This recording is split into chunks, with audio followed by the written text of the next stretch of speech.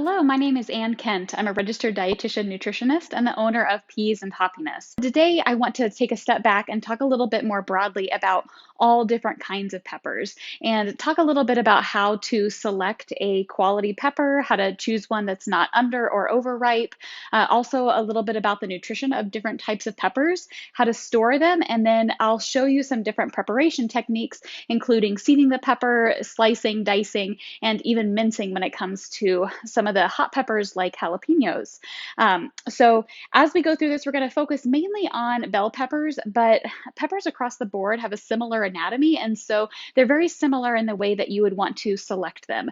If you have questions about how spicy different peppers are, I have dropped a link to my pepper identification guide, which will walk you through several different varieties of peppers and help you to know which pepper you should choose based on your spiciness level and what you'd like to use it for and what kind of flavor profile you're looking for. Specifically with bell peppers, the color of the bell pepper indicates its maturation. It can also indicate the variety of pepper. There's lots of different colors of bell peppers. You may have seen in the grocery store, of course, we have red and yellow and orange. There's also purple peppers and white peppers. So there is a type of pepper that is a green pepper, but green bell peppers actually can be any of these type of peppers that are picked before they are ripe. So peppers, as they ripen, they start off green, and then as they grow to maturation, then they'll develop into the color based on the variety, the genetics of that specific pepper. So green bell peppers are the most ubiquitous and the least expensive in the grocery store because they can come basically from any type of plant. And that also means that their flavor tends to be just a little bit more bitter than their fully mature counterparts. So red bell peppers tend to be a little bit sweeter. These purple and these white bell peppers actually are some of the sweetest available.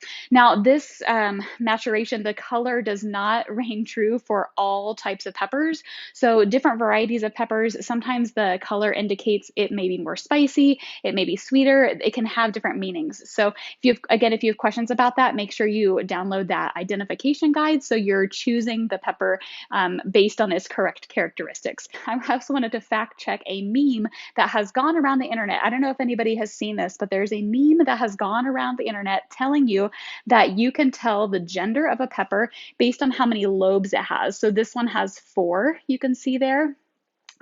This one actually has 1, 2, 3, 4, 5. The meme actually only differentiates 3 lobes and 4 lobes on peppers, and you can see even that's not accurate. But the meme claims that the lobes indicate if the pepper is a male or a female, which happens to not be accurate. All peppers come from a flower, which has both the male and the female parts. And so peppers do not have a specific gender one way or another. They contain all of those parts as they flower and fruit. So when you're picking out a pepper, you want to make sure that you choose one without blemishes. You're looking for one that is nice and firm. It has even skin throughout. There's no wrinkles or blemishes. This pepper I chose to show you that it has a little bit of damage here.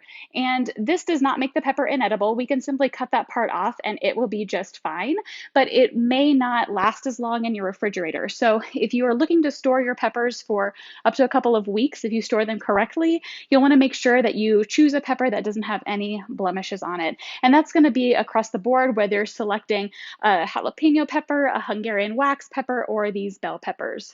In terms of nutrition, peppers do have quite a bit of nutrition, and it will also vary based on their maturation. So red bell peppers actually have more nutrition than their green bell pepper counterparts because they've stayed on the vine for longer. Peppers have a lot of vitamin A, a lot of vitamin C. Red bell peppers actually have even more of those 2 vitamins than green bell peppers, but they're also a good source of vitamin E, vitamin B6, and folate, and they do also contain potassium, magnesium, and vitamin K. So peppers have a lot of nutrition. They have a lot of fiber for the amount of carbohydrates that are in them. They're not very energy dense. They don't have a lot of calories, but they do have a lot of nutrition. So they have about 3 grams of fiber per 1 cup of chopped pepper, which only contains about 9 grams of carbohydrates total, including those 3 grams of fiber. So they're pretty nutrient dense. Peppers are also a really good source of carotenoids, specifically the red bell peppers. Carotenoids, again, are those red and orange colors that we see in vegetables.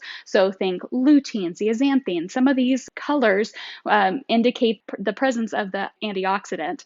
And that antioxidant specifically has been linked to lower risk of some types of cancer, lower risk of heart disease, better immune function, a wealth of good qualities. Bell peppers do not contain any capsaicin. Capsaicin is a chemical that is naturally found in peppers, which gives the pepper that traditionally spicy flavor. So again, bell peppers do not contain any capsaicin, but other peppers, jalapenos, these Hungarian wax, the dynamite that we talked about last week, they all contain different amounts of capsaicin. And the amount of capsaicin in a pepper is measured using Scoville heat units. So it's very precise, but it does vary within the pepper how spicy it might be. We talked a little bit about that when we went through the identification of those different peppers. But capsaicin actually has its own nutritional benefits. It's FDA approved as a topical cream to treat some of the painful arthritis, some of the different inflammations that we have.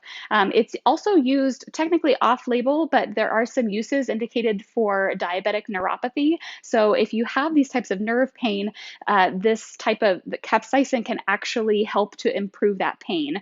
If you have questions about that, definitely talk with your doctor, but it is available as a prescription and can really help to reduce the pain if it's used over time. Now, capsaicin obviously can be really, really hot. It is not something that will hurt you because it's simply stimulating the pain receptors. It's not actually causing damage to your body. However, that being said, it's not necessarily a good idea to go out and eat a ghost pepper because your body will have a very real response to the pain itself.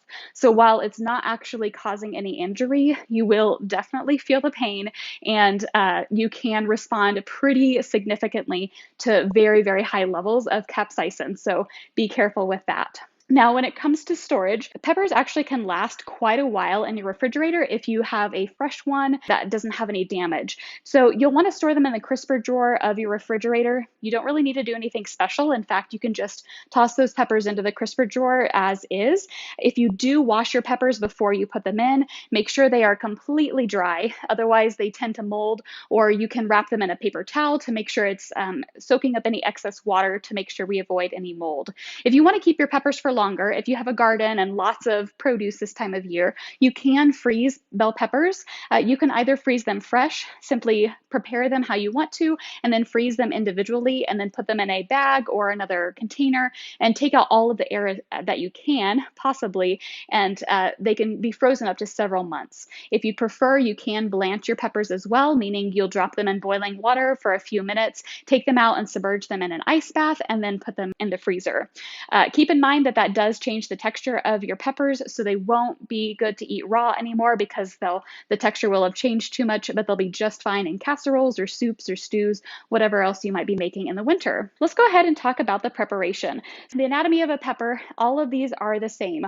All of these are going to have a stem, which is connected to a pod of seeds on the inside and attached to membranes around the outside to the flesh, and that flesh is what we eat.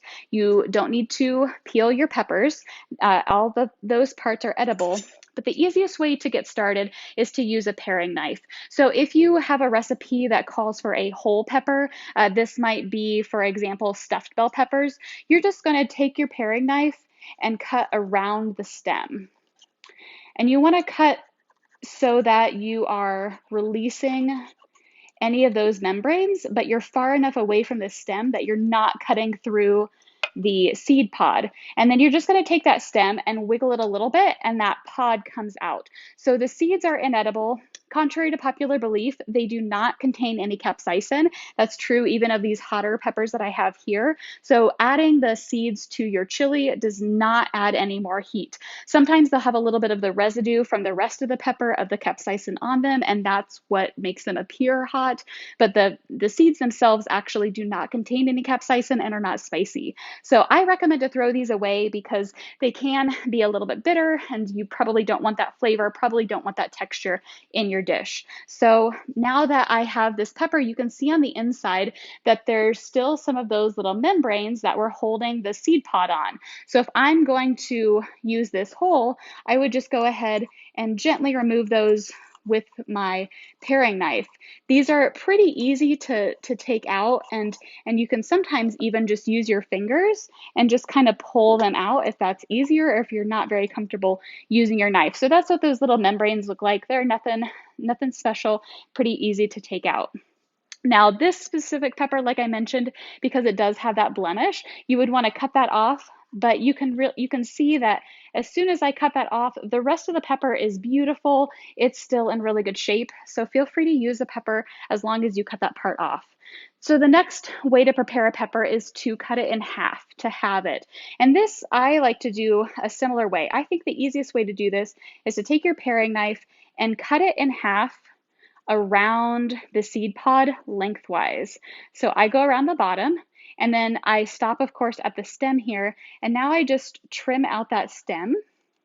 You do want to make sure you have a sharp knife to do this, otherwise it'll be a little bit more difficult. And you can see that I'm kind of moving my knife a little up and down so that it's easier. So now that I've gone completely around the stem and cut it in half, I can just pull it apart, and I can easily remove that stem and discard those seeds. Now it's a lot easier to clean up the inside here. So we can see that there are some of those membranes. So I'm just going to take my paring knife, cut around those, and discard those. This also happens to be the first step that you need to do if you are dicing or slicing the bell pepper.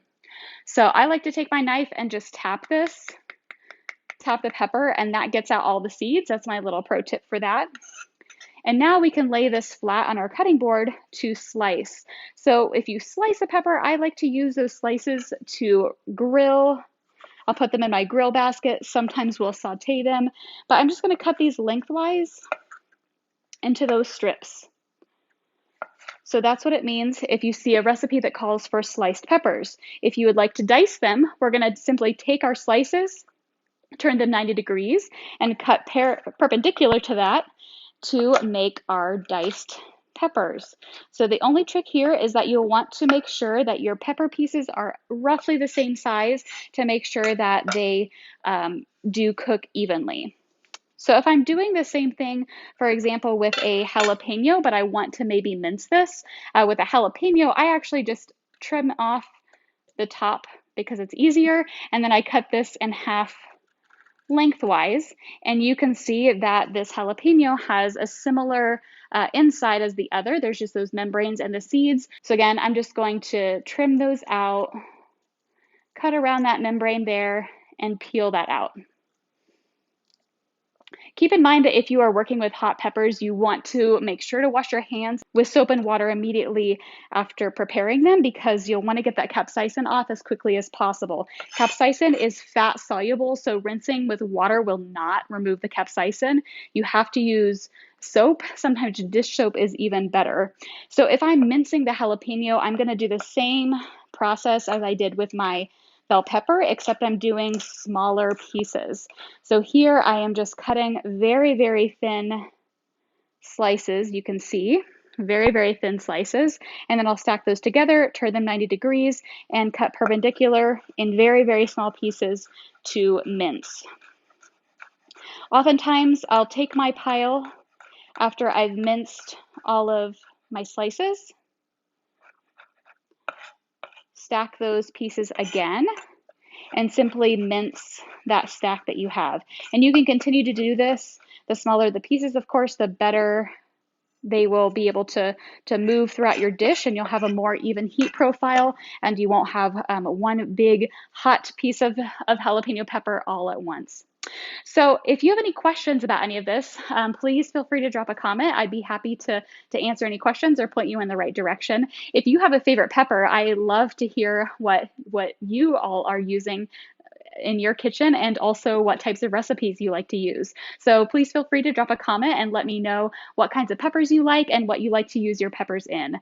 If you would like a guide to help you choose the right pepper for your specific dish, make sure you grab that free pepper identification guide to help you out. Thank you so much for watching. I hope this was helpful, and I look forward to catching you all again next week. Take care, everybody.